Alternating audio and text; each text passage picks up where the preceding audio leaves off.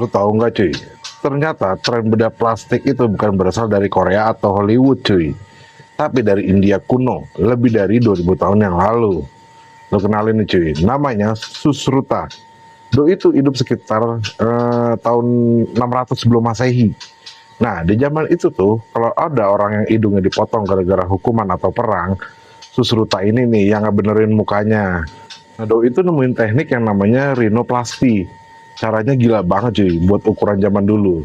Doi ngambil kulit dari dahi atau pipi si pasien, terus dicangkok ke bagian hidung yang rusak.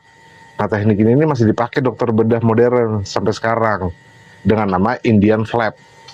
Nah, tanpa doi ini cuy, teknologi bedah rekonstruksi nggak bakal jalan cuy.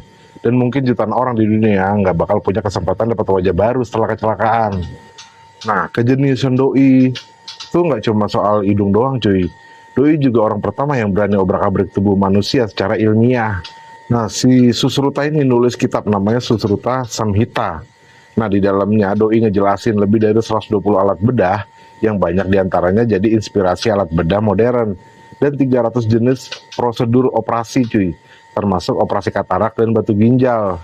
Bayangin cuy, Doi udah mikirin soal sterilisasi dan penggunaan semut sebagai stapler cuy, stapler alami buat nutup luka robek. Nah, Doi ini adalah tokoh yang terlalu berbahaya buat dicatat sejarah barat sebagai pionir cuy. Karena selama ini kita dicekokin kalau ilmu kedokteran itu mulainya dari Yunani. Padahal Susruta udah jauh lebih di depan dalam hal praktek bedah nyata cuy.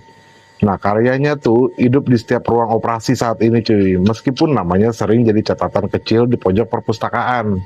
Nah, gue jadi kepikiran lagi nih cuy. Kenapa ya kita lebih hafal nama artis luar negeri daripada bapak ilmu pengetahuan yang jasanya nyata nih kayak gini nih. Nah, sekarang nih menurut lo, kenapa nama Susruta jarang banget ditulis di buku sekolah kita? Ingat cuy, sejarah itu ditulis sama pemenang, tapi kebenaran punya jalannya sendiri buat balik. Kalau lu suka cerita yang kayak gini, di sini kita ngobrol santai, tapi mikir.